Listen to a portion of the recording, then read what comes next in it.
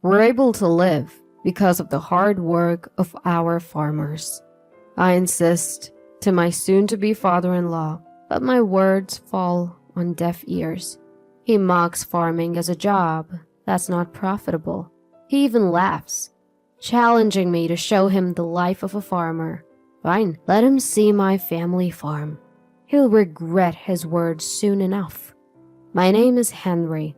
I used to work in sales, but when my dad's health deteriorated, I took over the family farm. I'm the second son, but my elder brother moved overseas for work. That left me as the only one to continue the family business. I have a sweet and strong-willed fiancé. I fell head over heels for Ellie the moment I saw her working at our regular cafe, and that's how our relationship started. 2 years into dating, she accepted my marriage proposal. So here I am, about to meet Ellie's parents. Gosh, I'm nervous, I mutter, looking up at the luxurious high-rise where Ellie's parents live. Don't worry, Henry. I've already talked to my mom about you. But my dad, well, that's another story. I've heard her father is a stern man who owns a few restaurants. As nervous as I was, I go in and greet them. To my relief, both warmly welcome me. Sorry that we haven't been able to sync our schedules because of my busy work, the father-in-law began, and started elaborating on how well his company was doing. Henry, I hear you're the top performer in sales. You must be making good money, right? Do you have plans on where you want to live in the future? How about moving into this high-rise condo? All I could do was force a smile at the rapid-fire questions. You're being rude to Henry, said the mother-in-law as she served the tea. Thank you. This tea is quite good. The delicious flavor helped ease my tension. Oh, I'm glad you like it. My brother grows the tea leaves. Our family home has a tea plantation, and they always send us the fresh tea. The conversation took a lively turn as my mother-in-law and I chatted about the tea. My father-in-law then huffed and said, "The tea plantation, how antiquated. Few households drink tea these days. I wonder when your family home will go out of business." His disparaging remark about her family home left my mother-in-law looking downcast. I had heard somewhere that tea plantations aren't as profitable as they used to be. It's labor-intensive work that requires skill and, above all, manpower. Still, seeing my mother-in-law so disheartened, I couldn't keep my mouth shut. We owe our livelihood to the farmers who work hard to produce our food. We're able to live thanks to the people who grow crops. The same is true for tea. I'm sure many people find comfort in the delicious taste of this tea. At my words, my father-in-law scowled. I seemed to have put him in a bad mood. The timing couldn't have been worse, but I took a deep breath and blurted out, "I've decided to quit my job and take over the family farm. I've decided to protect the land that's been passed down through the generations. Ellie has accepted this, so please, support us in the future." The moment I announced that I had taken over the farm, my father-in-law's face turned red with anger. "A farmer? I agreed to meet you because you were the top-performing sales guy. Ellie, did you lie to me?" My father-in-law, his face filled with anger, turned to Ellie. "I've tried to talk to you about this many times, but you were too busy. Besides, Mom supports our decision," Ellie said, sighing. She must have known it would come to this. Upon hearing that I had switched from my job to farming, my father-in-law's attitude changed dramatically. It was a parade of prejudice against farmers. How dare a poor person living in an old house talk about getting married? It's embarrassing to tell people that my daughter's husband is a farmer and so on. When asked what I was growing, I answered mainly cherry tomatoes and he exclaimed, "Cherry tomatoes? They don't seem to make much money and there's no future in them." "Of course we're growing more than just tomatoes," I tried to explain, but my father-in-law cut me off and started laughing. "Growing a variety of vegetables is proof that you're not making a profit." He dismissed whatever I said. My father-in-law started a restaurant business at a young age and was successful, so he's particular about profits. Although I've just taken over the farm, I've certainly been considering profits. But as I tried to discuss this, my father-in-law shook his head dismissively. He didn't expect much from me. "I'd like to see what life as a farmer is like. Is your house a shack? Are your parents wearing overalls and straw hats while working? Maybe I should meet them next time." I was getting angry at him making fun of my house and parents, but the one who protested angrily was Ellie. "I can't believe you're making fun of farmers. I'm ashamed to be your daughter." At Ellie's words, my father-in-law was enraged and slapped her on the cheek. My mother-in-law was angry that he had raised his hand against her daughter. Ellie, with tears from the pain, turned the situation into complete chaos. "You're living in this high-rise condo thanks to me. Be grateful. I don't care who a daughter like you marries." I took Ellie, who was sobbing, and left my in-laws' house. I couldn't forgive my father-in-law for making fun of farming and for hitting Ellie. "Hello, it's Henry. I'll be bringing my fiancée and her parents next time." I called my father and reported every word of my father-in-law's remarks. "He runs restaurants, doesn't he? What's the name of it?" he asked, so I told him my father-in-law's name and the name of the restaurants he runs. "I have an idea, so wait for me." I asked what he meant by an idea, but he said he was still uncertain and hung up the phone. After a while, my father called back. After hearing from my father, I immediately went to meet some people. Later, Ellie and I went to greet my mother-in-law again. She apologized for my father-in-law's arrogant attitude. He had apparently become arrogant since his restaurant business took off. He moved into a high-rise condo to show off to people around him and began to look down on those who earned less than him. It was a daily occurrence for him to ridicule her family's tea farm. His affairs with women were not hidden, and he did as he pleased, according to my mother-in-law. She said she endured it all for her daughter.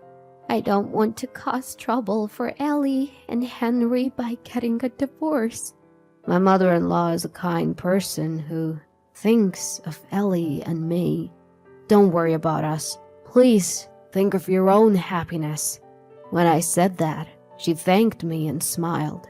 "I want to help my brother who inherited our family's tea farm. I don't want to see the farm that has been handed down for generations go out of business." You reminded me of the importance of tea farm, Henry. So I'm going to divorce him and go back to my parents' home. It seemed that my mother-in-law's resolution is already made.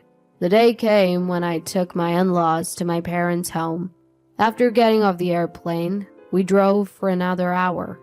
There were vast fields and farms around us. I can't believe there are houses where people live in such a rural area. My father-in-law spat out in the car. Ellie and my mother-in-law obviously looked uncomfortable, but patient, probably because he could say he wanted to go home if a quarrel started here. "I'm looking forward to see the life of a farmer. Is the toilet outside or something?" My father-in-law ridiculed my home, laughing uproariously. "You'll see when we get there." After driving a while, we saw a large gate and high walls. "I'm back. I brought everyone with me." When I spoke to the intercom, the gate opened automatically. "What a grand gate! Oh, and the garden is so beautiful!" Ellie followed me, cheerfully praising the scenery. We leave the garden to a gardener, but it's an English garden, so it's called. Because of my parents who love Europe, there were many of my mother's favorite roses planted. My mother-in-law entered the garden and happily sniffed the scent of the roses. My father-in-law grumbled that it was a bad taste garden. Please, this way. There is a large building beyond the large garden. That is my family home. The brick-built house has 12 rooms and living, dining, kitchen. It's quite spacious. In front of the entrance, there are 2 luxury cars and 3 off-road motorcycles parked. All the land around our house is our own farmland. My in-laws and Ellie were all agape. My parents greeted us at the entrance. Looking at my father-in-law, they showed a smile. Of course, they are not wearing overalls. When I entered the living room, there were relatives and some people gathered. Not only my parents, but everyone was dressed in suits. My father-in-law, insisting that formal attire is unnecessary when meeting farmers, had come in his usual attire of a t-shirt and jeans. Because my mother-in-law, Ellie, and I were dressed relatively formally, he stood out significantly. Hello. Perhaps feeling out of place? My father-in-law said in a small voice, looking down in embarrassment. My father introduced them to the relatives. This is Ellie, Henry's fiancée, and these are Ellie's parents. It seems like Ellie's father has quite a prejudice against farmers. Were you surprised to see that our home was not a shabby hut? The gaze the relatives cast upon my father-in-law was cold. It seemed that my father-in-law had told everyone the story I had told him. No, I mean, that's not, as my father-in-law stammered. Several men stepped forward. Why are you guys here? My father-in-law looked surprised with widened eyes. We are disappointed in you, one of the men said, looking at my father-in-law. These men were organic farmers who were actually supplying vegetables to the restaurants my father-in-law runs. Hearing the name of the store, my father made connections and contacted these farmers. My father, who has been a farmer for many years, has many acquaintances. I had directly met them and conveyed my father-in-law's remarks. Apparently, my father-in-law had always been arrogant, and there were many complaints. Those who were outraged that he looked down on farmers so much had come today to directly voice their complaints. We would like to terminate our business relationship at the end of the next contract. Everyone nodded when one of the farmers said this. Wait a minute. Our specialty is organic vegetables. My father-in-law runs several Italian restaurants featuring vegetables popular among the women. Despite this, I thought it was unbelievable to make fun of the farmers who produce the vegetables. I guess for him, anything is fine as long as it makes a profit. He had set his sights on organic vegetables because he thought dumb women should bite if he touted them as healthy food. While my father-in-law was flustered at being told they wanted to stop trading, he is a businessman. He seemed to think that the farmers would also be in trouble if the contract ends. Are you sure about this? You're gonna lose your income, you know. Perhaps he regained his composure and began to threaten, acting high and mighty. Don't worry about that, I interjected, anticipating that my father-in-law would say something like this. The farmers had said they wanted to quit dealing with my father-in-law's company, but they would be in trouble if their source of income decreased. Through my sales job, I had made connections with so many people in various industries. Among them were many restaurant owners and food manufacturers. Even if they extended the deal with my father-in-law, I had introduced them to the next place they could do business, so they wouldn't be in trouble. When I told this fact, my father-in-law visibly started trembling. What am I supposed to do if I can't get vegetables? To my father-in-law, who held his head in his hands, my father said this: "Why not ask Henry? We also grow organic vegetables." Despite the ridicule from my father-in-law, we had started focusing on organic farming in our fields, including cherry tomatoes. As a result of repeated improvement in the variety, we were able to harvest quite sweet vegetables. We even had several invitations from companies wanting to contract with us. My father-in-law quickly turned to me, but I just smiled and said, "Of course, we refuse to do business." He slumped his shoulders and fell silent. Next to the quietened father-in-law, my mother-in-law and our parents were having a lively conversation. "When I bring the fresh tea from my hometown next time," my mother-in-law declared, as my parents were thrilled. In the car on the way back, my father-in-law exploded in anger. "How dare you cancel the deal? Do you want my business to go bankrupt?" He was shouting from the back seat. Frankly, I couldn't care less about what happens to his restaurants. "And you, as my wife, not even defending me. This is why I hate country women." Perhaps because I was completely ignoring him, his anger turned towards my mother-in-law. "Sure, you prefer city women, right? Your current favorite is Mary, isn't it?" When my mother-in-law calmly started talking, the car fell silent. "Henry paid to hire a detective. You didn't hide it at all, so the evidence was easy to obtain. Please take care of the divorce documents and the alimony payments." My father-in-law turned pale at her words. "Divorce? What are you saying? How do you plan to survive without my earnings?" She told him she planned to work on the tea farm her brother inherited after the divorce. Then my father-in-law smirked and said, "Isn't that tea farm on the verge of bankruptcy? Fine, I'll divorce you. It's better to live with a young woman than an aging wife." Then, no one spoke a word, and a heavy silence filled the car. When we arrived at the airport, not wanting to be together any longer, my father-in-law headed towards the gate alone. Ellie, looking at her father's back, muttered sadly, "To think such a man as my father." "I think your father will definitely regret his choice," I said, pulling Ellie's shoulder towards me. A few days later, my in-laws' divorce was finalized. Due to the evidence of his affair, he was fully liable.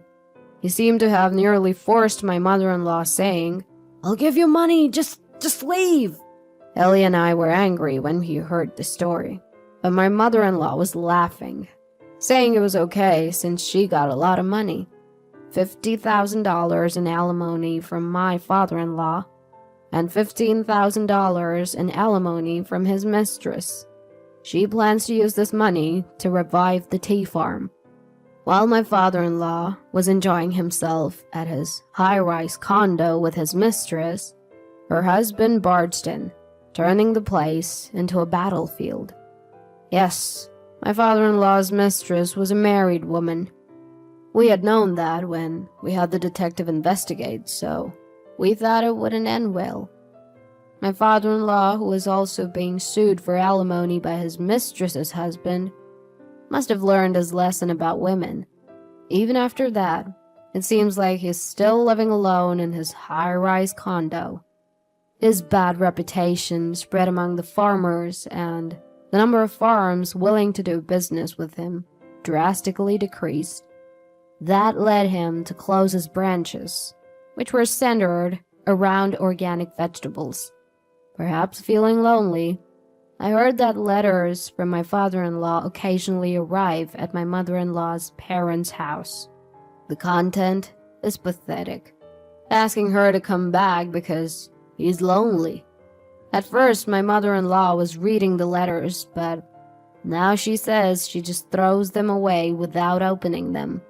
Once he called, she cut him off, saying, "If you're lonely, why don't you move out of the high rise?" We laughed when we heard that from her.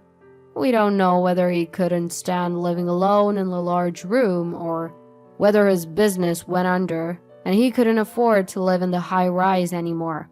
But we heard that he moved to a small apartment.